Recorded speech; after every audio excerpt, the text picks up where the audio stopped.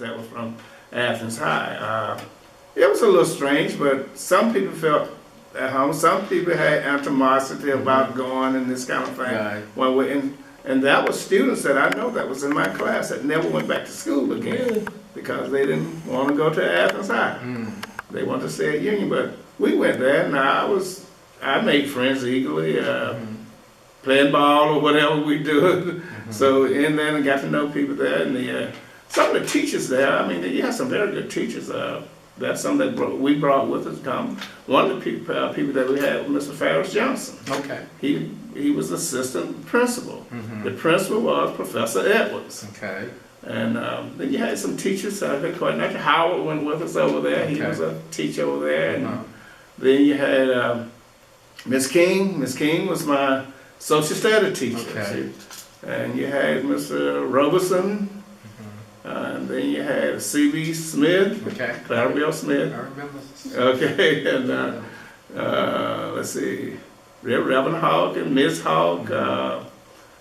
You had Mr. Allen, Dr. Allen now, and his wife. And What activity did you participate in? I tried to participate in Everything. all the sports anyway. Okay, well, good. And basketball, Okay. football, and Okay. whatever else we could do around Who there. was the football coach? The football coach was Holmes, Doc Holmes. Holmes. But he was a head coach, and he had also a person that really, I guess, did most of the calling of the plays and running the team. And thing was Robinson, I can't remember what Coach Robinson's first name was now. Okay. And then from there, you had other coaches that come in, but those were the main figure. Holmes was the athletic director; he was over everything. Okay. And then you completed there, graduated from Athens High Industrial Right, in 1958. 1958. hmm And then what did you do? Okay, I went to Fort Valley State College. Okay. And I graduated from Fort Valley State with a major in social and political science and a minor, in physical education. Okay. And I did my student teaching in Macon at Peter G. Appin High School. And after that, I come back here and worked a few months out at Weston House. And then while I was working there, I got a call from the principal down there wanting me to come down there and accept a job. Okay. So I did go back down there, and I stayed there 18 years. You went back to Macon. Macon. Okay. Mhm. Okay. And I stayed down there 18 years. I worked at Peter G. Appin 4 years. I worked at Central High School, which at that time was Lanier High School. Okay. And then from there, I moved over to Southwest High School. And you had, at that time, Southwest High School was the largest.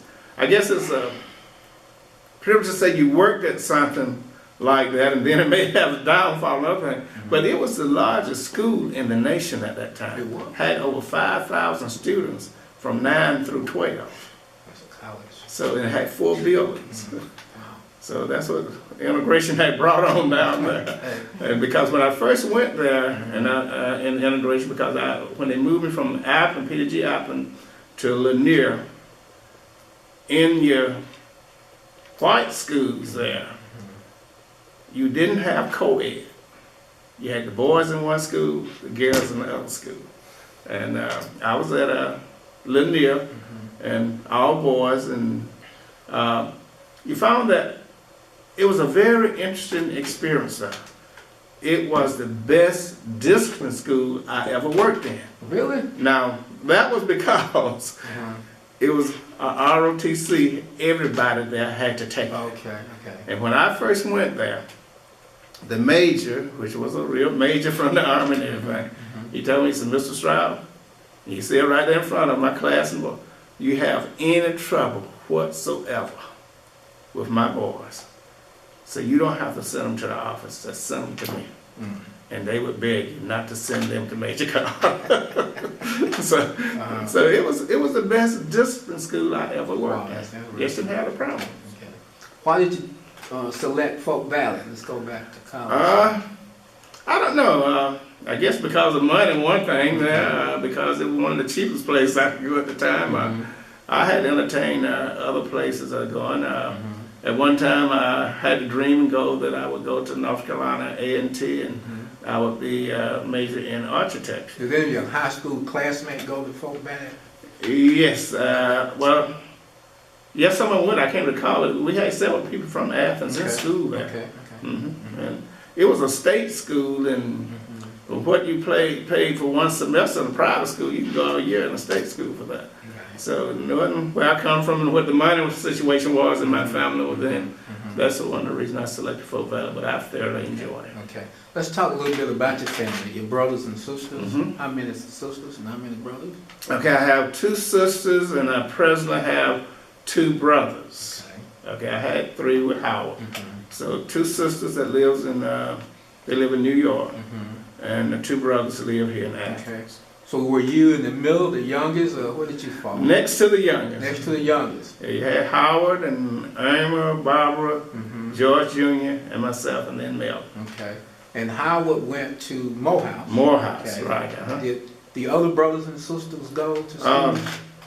They went, but you didn't have any of them to graduate. I think Irma went to Clark College and also Fort Valley, and George went to Clark and Fort Valley. So all of you got some college. Barbara went to Spelman, and Okay. Melvin went to Fort Valley too. Okay. So yeah, all of them did go to school. Right. And that was pretty good for back in those tried. days, wasn't it? Right, you have to kind of work yourself way through sometime, but we had to do it. Yeah. Yeah. Okay. And you said that your dad, you explained that he worked in several places again. Right. Okay. Tell me a little bit more about him. Okay, as I mentioned, he was an insurance person. He carried insurance and You said which company? North Carolina. North Carolina Mutual. Mutual. Okay. But he did carry this for years. For years. About 30 years, I guess. Wow. And, Okay. and then he cut hair, matter So of you fact. grew up over in Brooklyn. Grew up in Brooklyn. Talk about Brooklyn. Tell me Okay. about Brooklyn back in the old days. All right. In Brooklyn, everybody knew everybody. Okay. And we loved it. And just like I said, we all grew up playing together. Most of us went to church together and this sort of thing. And whatever happened in Brooklyn, at that time, people would look at Brooklyn from the city. That was considered to be the country. Okay. We were country people in Right, our okay. Now in Brooklyn. Which is fine, yeah, because no street lights, dirt roads, and matter of fact, Hawthorne and all that, dirt road. Matter of fact, Hawthorne didn't go all the way through. At the cable company, it would turn and come down the hill into Brooklyn Road. So the whole thing was Brooklyn Road from Atlanta Highway all the way to Overthaw. Okay. And then later they changed that to Hawthorne. Okay. Okay. And it was a beautiful community rather, that you had there in Brooklyn. And as I say, everybody knew everybody. And So if you, was it basically when I think of you was on Brooklyn Road, right? Brooklyn Road, Yeah. 121 Brooklyn Road. Yeah. That's where my brother stays now. 121. Okay. In the old house that we raised up in. Okay. The house still stands. Still standing, he fixed it up, it's beautiful. That's great. And the house is still there. Okay. Property So what is was still that there. like then? Was you do you have the houses next to you then, or was Right, it, we had, at one point, growing up, there was no house on the left side. Okay. But then going down the street, you had a couple of houses that way. And we knew the people that stayed there. They was always friends of my mom and dad, and then who else stayed there. And then eventually my aunt moved there at an early age. Okay. And her family, they moved from Farmerton there. That was my dad's sister. Okay. And then plus the guy that lived down the street, the Fosters, we knew them. So that was basically all the houses down in there at that time. Okay. And then later you did have the Johnson, Thomas Stroud, and McQuarrie Stroud to build right there along with it. Okay. So. Okay. And you told me you when you finished school, you went to Fort Valley, and then you got a job soon thereafter in Macon. Right. You said for 18 years? 18 years. Okay. And then after that, what happened? Okay, in 18 years, well, that's when Dr. Purvis became superintendent. I knew Purvis from down there. And, Okay. you had an opening in the field that I was in, Okay. come about here. Okay. And he wanted me to fill that position. Now, I had to think about it because that was 18 years down there, but my wife wanted to come back to Athens. Okay. We looked at that, and so I did come back to Athens to Clark Central High School, Okay. and which I did do 18 years there There too, okay. also. So Okay. I was teaching marketing education. Marketing education. Mhm. That was with the DECA program, and Uh-huh. it's a co-op program, Okay. so which was good. Okay. And have you done other type of work, or that was it? You pretty much was, That was pretty much it, except pickup work here and there, and accept it. But as Okay. far as a major job, it was teaching. And you mentioned your wife. Right. So Uh-huh. she's from, you say, and She's that. She's originally from Oglethorpe. What's her name? Liz. Lizzie? Mhm. Okay. She's originally from Oglethorpe. Liz Walter, Okay. and she went to school in Oglethorpe, and she moved to Athens where she worked and et cetera. And Okay. she did go to a business school in Macon when she was in Macon, and from that, and she's worked at the bank. She worked at 16 years at the bank in Macon, Okay. and then she come here and worked at Merrill Lynch for a while, and then from there she at the UGA. She was in the financial aid department over there. Okay. So Okay. Y'all got children? got one daughter. Okay. Tell me about her. Okay, that's Melanie, and she's still around. Because she's in Athens. She's still in Athens, Okay. and she did go to school. She did get some school and et cetera, but she's mostly worked in retail work, and then she decided to go back to school lately, and Okay. she's in school now. Well, She's good. gone to Athens Tech. I think she has already earned a degree in criminal justice, and she's working on one in social work now, and she should be through with that in the Okay. end of May. Okay. So. All right.